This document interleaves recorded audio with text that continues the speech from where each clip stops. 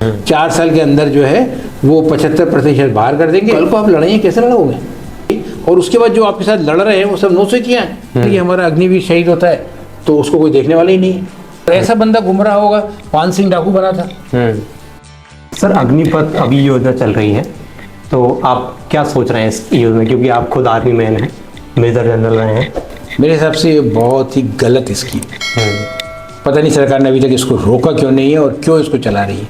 उसके पीछे रीज़न क्या है अभी तक सरकार ने नहीं बताया। और इससे हमारी जो आर्म फोर्सेस हैं वो तबाह हो रही हैं। मैं आपको बताता हूँ कारण। अभी तक हमने सारी लड़ाइयाँ जीती हैं। तो जो जवानों का सिलेक्शन होता है हमारे यहाँ वो कम से कम 15 साल के लिए होता है और उसके बाद उनको प्रमोशन मिलता है। और 15 साल तक देश को सर्व करने के लिए कम से कम उसे 2.5 साल की ट्रेनिंग लेना पड़ती है इनिशियली। हाँ, मतलब जो शुरू में पहले की जो भर्ती होती थी उसमें 2.5 साल लग जाते हैं। हाँ। अब आप कहते हैं कि हमने जो है वो 4 साल के लिए भर्ती कर लिया। 4 साल के अंदर जो है वो 75% बाहर कर देंगे, 25% को हम आगे लेके जाएंगे। ट्रेनिंग अच्छी नहीं करने के 2 नुकसान होते हैं। पहला तो आप जिस आदमी को वहाँ मतलब दुश्मन के सामने खड़ा कर रहे हो वो इतना स्ट्रांग हो जाता था और फिर अपने थोड़ा एक्सपीरियंसेस सब जगह लेने के बाद में मतलब बेसिक ट्रेनिंग के बाद में कोई गैप हो के दूसरी ट्रेनिंग ऐसा करके सब कर देते थे। तो इस तरह से हमारे सोल्जर जो बहुत ट्रेंड होता है और बहुत अच्छी लड़ाई लड़ता है। अब आपने इसको ये कर दिया तो इसके अंदर फर्क पड़ेगा। दूसरा फर्क ये पड़ेगा कि अगर आपने हमारे हर साल 1 लाख 1.5 लाख सोल्जर भर्ती होते हैं तो अब आप और उसको 4 साल आज भर्ती हुआ, 4 साल बाद आप उसमें 75% निकाल दिए तो वो थोड़े से लोग वहां पर बच गए। थोड़े दिनों के बाद में 10 साल 15 साल के बाद में आपकी अगर मान लो 14 लाख की आर्मी है तो उसका 75% तो वही रहेगा 1 साल से 4 साल वाला लोग रहेंगे और सिर्फ 25% लोग ऐसे रहेंगे जिनको एक्सपीरियंस होगा। तो कल को आप लड़ाइयाँ कैसे लड़ोगे? आप मतलब उस शिद्दत से लड़ाई लड़ पाओगे जिससे पहले होते 2.5 साल और 4 साल में बहुत फर्क। तो वो तो ट्रेनिंग की बात हो गई और ट्रेनिंग के बाद में वही हाँ मतलब हो गई और उसके बाद जो आपके साथ लड़ रहे हैं वो सब 9 से किया है और जो एक्चुअल हैं वो कम है।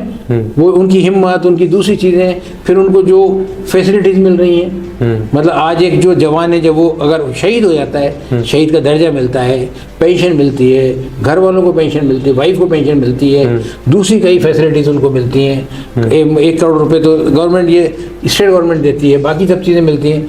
तो क्या होता है कि मतलब शहीद हो जाने के बाद भी उसके परिवार को इतना होता है कि वो अपनी ज़िंदगी आगे की अच्छी तरह कर सकें। आज अगर ये हमारा अग्निवीर शहीद होता है तो उसको कोई देखने वाला ही नहीं है।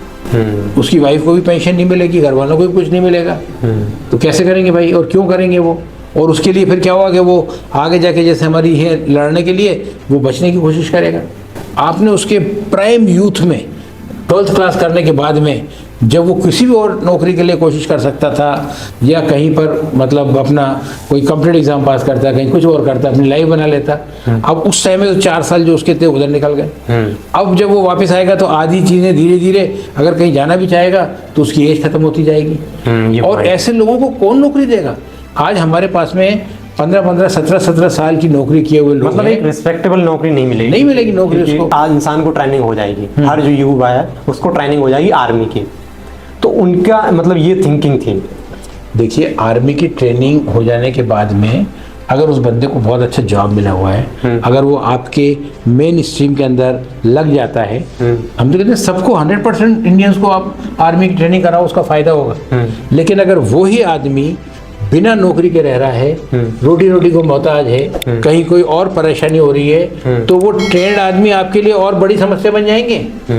ऐसा बंदा गुमराह होगा। पान सिंह डाकू बना था और वो फौज का था, सूबेदार था, वो बहुत भयंकर डाकू बना क्योंकि मतलब उसको तो सब चीज़ आती थी, सारे हथियार चलाना, सारे बचना, सारे जो चीज़ें सिखाई जाती हैं। नहीं ये लोग जब ये सेना की चीज़ें रिवील भी कर सकता है। नहीं रिवील तो खैर चलो इसको मैं नहीं मानूंगा क्योंकि रिवील का 4 साल के अंदर जो चीज़ें वो सीख करके आएगा या कुछ करेगा उसका बहुत ज़्यादा शायद असर ना हो। बट ये है कि बाकी बहुत सारी डिसएडवांटेज हैं। मैं कहता हूँ सिर्फ इसमें एक बदलाव करना चाहिए कि अग्निपथ स्कीम खत्म कर देना चाहिए और जिन लोगों को ऑलरेडी सेलेक्ट किया उनको 4 साल नहीं हुए उनको परमानेंट कर देना चाहिए। यार इनके साथ तो मत खेलो, आग के साथ मत खेलो, सेना के साथ मत खेलो।